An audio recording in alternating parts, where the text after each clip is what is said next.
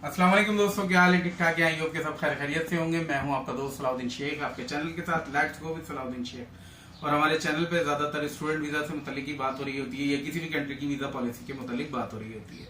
तो student visa में जब बात आती है तो सबसे ज्यादा जो हाईलाइटेड कंट्री है, जिसके लिए मैं सबसे ज्यादा काम भी करता हूँ और अल्हम्दुलिल्लाह जिसके लिए सबसे ज्यादा मैं माना भी जाता हूँ, जाना भी जाता हूँ, कि जिस कंट्री का जो काम है वो उसके लिए मैं स्पेशलिस्ट आप कह सकते हैं, नाचीज को कह सकते हैं कि एक ऐसी यानी कि कंट्री है जहां पे जाने के बाद अगर आप स्टूडेंट वीजा पे पहुंचते हैं तो आपकी जो फ्यूचर है, आपकी लाइफ है, वो सेट हो जाती है।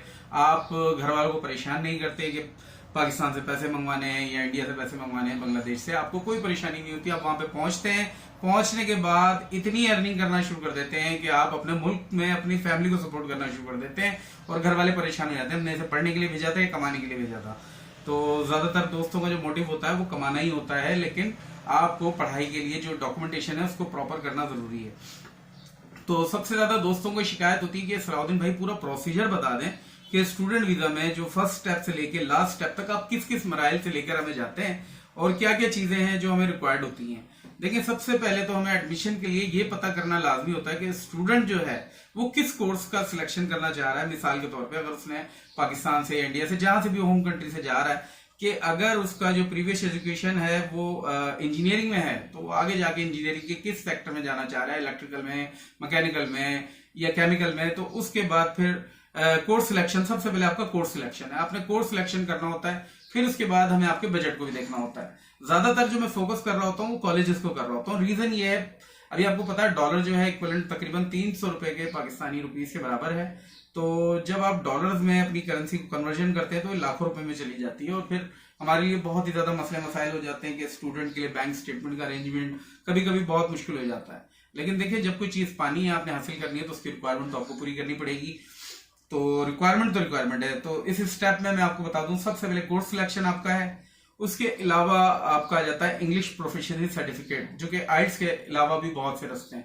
हमारे दोस्तों को सिर्फ एक ही कुआं नजर आता है कि आइट्स बहुत टफ है। मैं अभी भी आपको बता रहा हूँ कि आइट्स बहुत टफ है। बगैर प्रैक्टिस के आप करने के लिए जाएंगे तो मुश्किल से 5.0 ही बैंड ले पाएंगे और मिनिमम हमें जो रिक्वायरमेंट है वो 5.5 है, कम से कम 5.5 है। तो आप समझे इस बात को, थोड़ा सा लॉजिकल भी है क्योंकि वो भी कमाने के लिए बैठे हैं। तो इंग्लिश प्रोफिशिएंसी में आइट्स सिर्फ काफी नहीं है। अगर आइट्स नहीं कर सकते हैं, नो प्रॉब्लम, और भी बहुत सी चीजें हैं। डुलिंगो है आपके पास, आप डुलिंगो कर लें। डुलिंगो गूगल के ऊपर जाएं, आप जस्ट सर्च करें डुलिंगो, DUILINGO, डुलिंगो को सर्च करें और उस पर आपको पूरी ऑप्शंस नजर आ जाएंगी। उसमें इंग्लिश का इंतखाब करेंगे, मैं इंग्लिश में डुलिंगो टेस्ट देना चाहता हूं, पहले फ्री प्रैक्टिस करें। फ्री प्रैक्टिस के कोई चार्जेस नहीं है, जस्ट उसकी रिक्वायरमेंट मैं आपको बता रहा हूं। आपके पास एक अकेला कमरा होना चाहिए जहां पे नॉइज बिल्कुल ना हो। इसके अलावा आपके पास एक अच्छा सा स्पीकर यानी कि हेडफोन होना चाहिए जिससे आप लिसन कर सकें कि क्या आपको सुनाई दिएगा, क्योंकि 4 किस्म के टेस्ट होंगे जिसके अंदर आपको बताया जाएगा कि आप सुन सकते हैं, यानी कि लिसनिंग, स्पीकिंग, राइटिंग, रीडिंग, जो 4 आइल्स के पैरामीटर्स होते हैं। ये पैरामीटर्स हर इंग्लिश प्रोफिशिएंसी सर्टिफिकेट में यूज होते हैं। तो आप पीटीई भी करते हैं, पीटीई भी थोड़ा सा टफ है, लेकिन डुलिंगो जो है बहुत ही पीस ऑफ केक है, इतना मुश्किल नहीं है। तो आप डुलिंगो को मैं प्रेफर करता हूँ। एक $50 में टेस्ट हो जाता है, घर बैठे आप कंप्यूटर सेट आपके पास मौजूद हो, आप कर सकते हैं।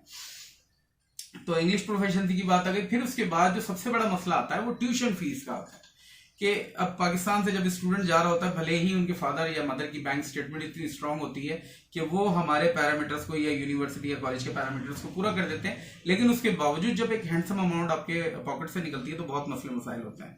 तो इस सूरत में फिर हम ये करते हैं कि अगर स्टूडेंट जो है उसका बैकग्राउंड अच्छा है, जैसे मिसाल के तौर पे उसकी अगर बैंक स्टेटमेंट अच्छी है और साथ ही साथ उसका एजुकेशनल प्रोफाइल बहुत अच्छा है, डुलिंगो स्कोर मिनिमम हमें 95 चाहिए, ये मैं बताना भूल गया था, 95 स्कोर चाहिए, सब कुछ है, बेहतर है। उसके बाद वो कहता है कि जी ट्यूशन फीस सलाउद्दीन भाई ऑन अराइवल करवा दें।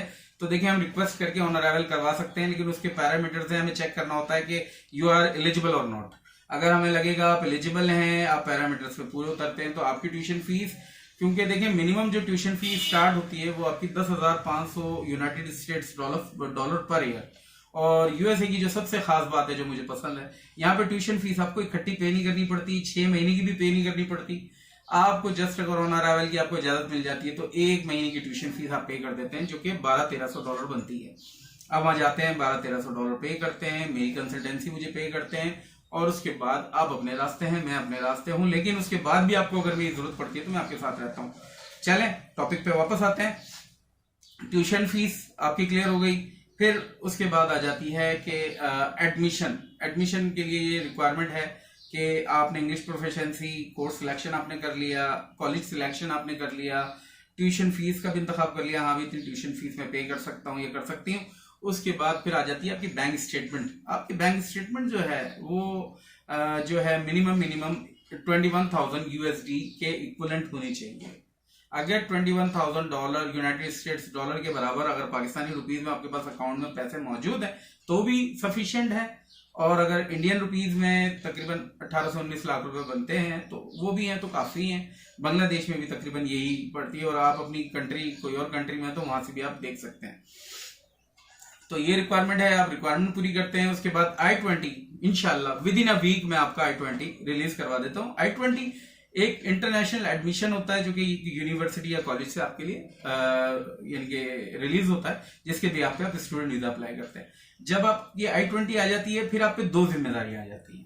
पहली जिम्मेदारी कि जैसे मिसाल के तौर पे आपकी क्लासेस शुरू होने वाली है सितंबर 2023 में, तो अब आपने करना होता है 2 चीजों का। पहले आपने जो इसकी सेवीज I-90, repeat सेवीज I-90 SEVIS I-90 फी ये आपको पे करनी होती है। ये immigration of department of state United states of America की है, मेरी कोई घर की फीस नहीं है।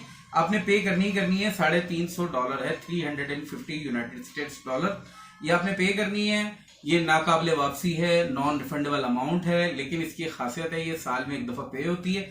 आपने 1 दफा पे कर दिया, अब ये 1 साल के लिए वैलिड है। अब 1 साल के अंदर अंदर अल्लाह ना अगर आप कितने भी इंटरव्यू फेल करते हैं तो ये दोबारा पे नहीं होती, एक ही दफा पे होती है। ये पे हो गई। उसके बाद फिर हमें पे करना होता है, आपको खुद को पे करना होता है USA की एम्बेसी की अपॉइंटमेंट की फीस, यानी कि जो एक स्लॉट हमें बुक करनी होती है उसके लिए आपको वीजा की फीस। पहले जो वीजा की फीस थी वो 160 यूनाइटेड स्टेट्स डॉलर थी, जो कि अभी इंक्रीज होकर 185 यूनाइटेड स्टेट्स डॉलर हो चुकी है, तो इंक्रीज हो गई है। ये आपने पे करनी है, और उसके बाद आपने कुछ नहीं करना, हमें एडवांस में कुछ भी नहीं देना, सिंगल पैनी। मैं आपसे कुछ आस्क नहीं करूंगा, अगर कुछ होता है तो वो एनरोलमेंट की फी की मद में आपसे आस्क किया जा सकता है, इसके अलावा कुछ नहीं। वो भी अगर हुआ तो 50 यूनाइटेड स्टेट्स डॉलर है। अगर आप किसी और कॉलेज में जाते हैं, यूनिवर्सिटी में जाते हैं, it's up to the college और यूनिवर्सिटी। कुछ कॉलेज और यूनिवर्सिटी में एनरोलमेंट की फी नहीं होती, तो वहां पर फिर कुछ और पैरामीटर्स होते हैं जो कि फिर स्टूडेंट कहता है नहीं जी हमें इसी तरफ ले आए, क्योंकि सलाउद्दीन भाई हमने ट्यूशन फीस ऑन अराइवल में करनी है, तो देखिए हर चीज हमारी नहीं मिल सकती। ये तमाम स्टेप से जब आप इंटरव्यू तक पहुंचते हैं तो उसके बाद हम आप पे मेहनत करते हैं, आपको इंटरव्यू के लिए तैयार करते हैं, आपको बताते हैं कि आपने क्या सवाल पूछे जाएंगे, आपको किस तरीके से जवाब देना है। तो उन तमाम की आपके ऊपर प्रिपरेशन की जाती है, आप पे टाइम दिया जाता है, आपको कॉन्फिडेंस बिल्डअप किया जाता है, आपको समझाया जाता है। जब आपका वीजा लग जाता है तो उसके बाद फिर हम कहते हैं जी अब हमारी मेहनत का सिला हमें दे दीजिए, अल्लाह देता है, आप नहीं दे सकते, फिर हमारा हक बनता है। फिर वो जब हमें सिला मिल जाता है फिर उसके बाद हम आपके लिए वहां पे हॉस्टल का या रिहाइश का इंतजाम कराने में आपके असिस्टेंस फराहम करते हैं।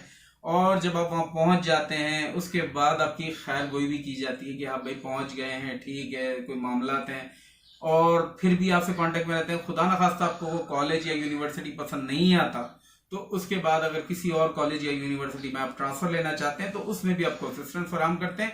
और जो ट्रांसफर के स्टूडेंट हैं उनके लिए खुशखबरी है, जो ट्रांसफर लेना चाहते हैं जैसे किसी कॉलेज या यूनिवर्सिटी से दूसरे कॉलेज या यूनिवर्सिटी में, तो उसमें फ्री ऑफ कॉस्ट ही हम सर्विसेज दे रहे होते हैं, उसमें हम कोई चार्जेस आपसे चार्ज नहीं कर रहे होते। लेकिन इन टू द यूनाइटेड स्टेट्स, अब ऐसा नहीं है कि अगर आप किसी और कंट्री में मिसाल के तौर पे यूके में और ट्रांसफर ले रहे हैं तो फिर मैं आपसे फीस अपनी चार्ज करूंगा। लेकिन अगर आप ऑलरेडी इन यूएसए हैं और अगर किसी और कॉलेज या यूनिवर्सिटी चीप ऑप्शन में आप जाना चाहते हैं तो वहां पर फिर हमारी कोई फीस नहीं बनती और वो हम फ्री ऑफ कॉस्ट करते हैं। आई होप कि आपको वीडियो पसंद आई होगी और इंशाल्लाह आप कोशिश करेंगे, क्योंकि कोशिश करने वालों की कभी हार नहीं होती। मेहनत करेंगे तो इंशाल्लाह अल्लाह सिला भी देगा। और अपने भाई को याद रखिएगा, दुआओं में, नेक तमन्नाओं में। इंशाल्लाह नई वीडियो के साथ हाजिर हूंगा। अल्लाह हाफिज।